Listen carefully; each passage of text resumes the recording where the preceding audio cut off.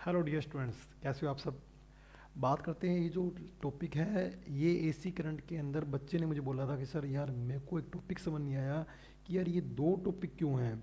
कि सर एक बार अपने ये एवरेज निकालते हैं और एक बार अपने ये वोटलेस करंट निकालते हैं, दोनों में सेम फंक्शन है पर ये अलग क्यों किया जा रहा है। क्या आप मुझे इसको एक्सप्लेन करके समझा सकते हो क्या? मुझे ये कभी समझ नहीं आया। तो कोई नहीं स्टूडेंट्स, देखते हैं क्या पता आपको ये वीडियो जो है वो आपको समझा सके। तो आपने पढ़ा होगा एसी करंट के अंदर कि भाई जो एक पहले आती है इंस्टेंटेनियस पावर, यानी तत्क्षणिक, यानी किसी एक टाइम के ऊपर। तो इंस्टेंटेनियस पावर की बात चल रही है, किसी एक टाइम के ऊपर कितनी पावर होगी। पावर यानी शक्ति। तो जैसे अपने कहते हैं ये बल्ब कितने वाट का है, तो वो इंस्टेंटेनियस पावर की बात चल रही है। तो सबको पता है पावर का फॉर्मूला होता है वी आई। तो मैं लेट कर रहा हूँ कि हमारे सर्किट में जो करंट है वो है वी जीरो, क्या है, साइन ओमेगा टी।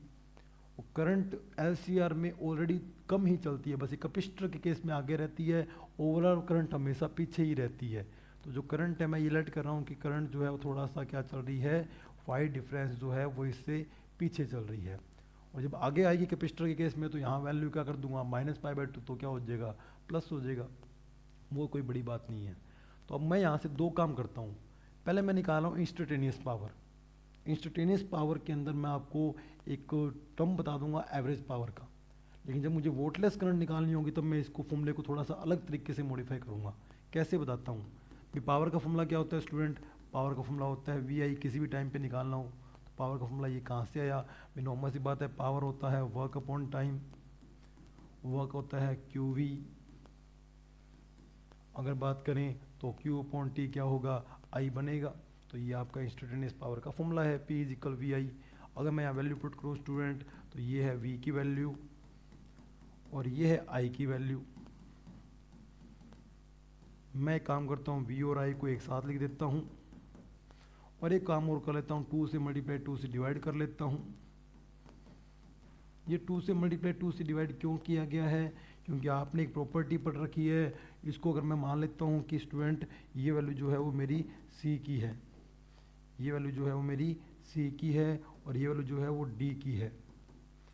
तो 2 साइन C साइन D, इसकी जो वैल्यू होती है याद कर लें जल्दी से, कोस C minus D minus cos C plus D. ये प्रॉपर्टी मैं एक बार अप्लाई कर रहा हूँ। एक बार स्टेप समझते हैं फिर हम बात करेंगे कि ऐसा क्यों हुआ है। तो स्टूडेंट मैं यहाँ पे काम और कर रहा हूँ। इसको मैं लिख रहा हूँ V0/√2 और I0/√2, क्योंकि √2 इंटू √2 2 ही बनेगा। और यहाँ मुझे आइडेंटिटी लगानी है, तो ये मेरा C है, ये मेरा D है। मैं इसको देखता हूँ, कोस C माइनस डी, तो ओमेगा में से माइनस करूँगा, ओमेगा टी माइनस करूँगा तो प्लस हो जाएगा। फिर कोस C प्लस डी दोनों को ऐड करूँगा तो ओमेगा टी क्या हो जाएगा, 2 ओमेगा टी। यहाँ ओमेगा टी से ओमेगा टी कट रहा है और आपको याद आ गया होगा ये वैल्यू किसकी है, V0/√2 क्या होता है VRMS और I0/√2 क्या होता है IRMS।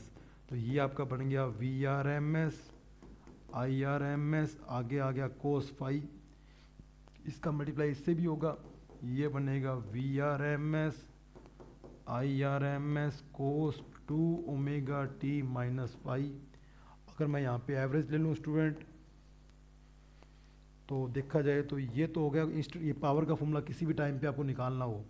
अब ध्यान से देखो, इस टर्म के अंदर टाइम का टर्म ही नहीं है और इस फंक्शन में टाइम का टर्म है। तो ये फंक्शन जो है पावर का जो टाइम पे डिपेंड करता है। तो अगर मैं यहाँ पे एवरेज ले लूँ तो स्टूडेंट देखे ध्यान से, इसमें तो टाइम कोई टर्म ही नहीं है, तो ये वैल्यू तो यही रहेगी।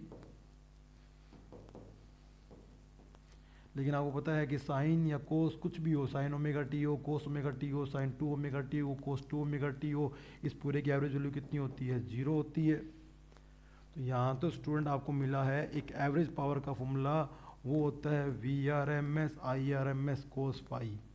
और देखा जाए तो आपको पता है कि RMS वैल्यू सिर्फ हमारे को एक कहते हैं डिवाइस में दिख रही होती है, एक्चुअल में उससे वैल्यू ज़्यादा आ रही होती है। तो ये कौन सी वैल्यू होती है स्टूडेंट? देखा जाए तो V और I का मल्टीप्लाई पावर ही बनता है, तो ये आपको अपीयर हो रही होती है, तो ये कौन सी होगी, अपीरेंट पावर। तो यहाँ से आप एक्चुअल में फॉर्मूला बनाते हो पावर फैक्टर का। क्या पावर फैक्टर कोस पाई जो होता है उसका फॉर्मूला होता है एवरेज पावर अपॉन में अपीरेंट पावर। अगर आपसे बोर्ड के अंदर पूछ ले कि क्या आप मेरे को एलसीआर के अंदर एवरेज पावर का फॉर्मूला दे सकते हो, तब भी आपको ये टॉपिक करना है। अगर आपको बोल दे कि इंस्टेंटेनियस पावर का, तात्क्षणिक शक्ति का मान दे सकते हो एलसीआर के अंदर, तब भी आपको यही करना है। और बोल दे पावर फैक्टर का फॉर्मूला ड्राइव करो, तब भी आपको यही टॉपिक करना है।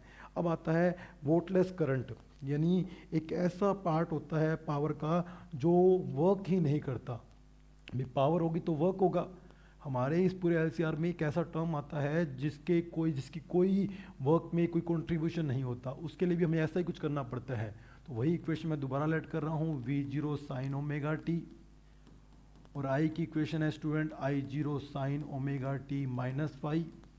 मैंने ये लेट किया है कि पूरे सर्किट में करंट जो है वो थोड़ा सा कहते हैं ना कि लैग बिहाइंड चल रही है, थोड़ी सी पीछे चल रही है, वो फाई डिफरेंस पीछे चल रही है।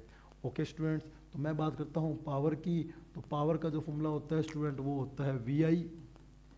तो ये वैल्यू V की है और ये वैल्यू I की है। इक्वेशन सेम है, लेकिन इस बार फंक्शन में कुछ अलग निकालने जा रहा हूँ। इस बार मैं 2 से मल्टीप्लाई 2 से डिवाइड नहीं कर रहा। इस बार मैं सिर्फ यहाँ फॉर्मूला अप्लाई करूँगा साइन A माइनस B का। उससे मेरा आंसर थोड़ा सा अलग आएगा। कैसे अलग आएगा बताऊँगा। मैं अप्लाई कर रहा हूँ साइन A प्लस B का। ये बनेगा sine A cos B cos A sine B, और बाहर वाले के अंदर मल्टीप्लाई कर देता हूँ स्टूडेंट। ये बनेगा V0 I0 साइन का साइन से करूँगा sine square omega t cos phi. इसका ऐसे करूँगा V0 I0 sine omega t cos omega t sine phi. और अगर मैं इस बार वापस एवरेज ले लूँ तो इस बार यहाँ भी एवरेज होगा, यहाँ भी एवरेज होगा, क्योंकि यहाँ पर भी टर्म है साइन स्क्वायर का। और मैंने आपको आज ही बताया था कि अकेला साइन हो, अकेला कोस हो, चाहे वो ओमेगा टी हो चाहे 2 ओमेगा टी हो, 0 होता है। साइन स्क्वायर कोस स्क्वायर हो तो हाफ होता है। ये तो आपका वही बन जाएगा, क्योंकि V0/2, इस 2 को √2 × √2 लिख सकते हैं।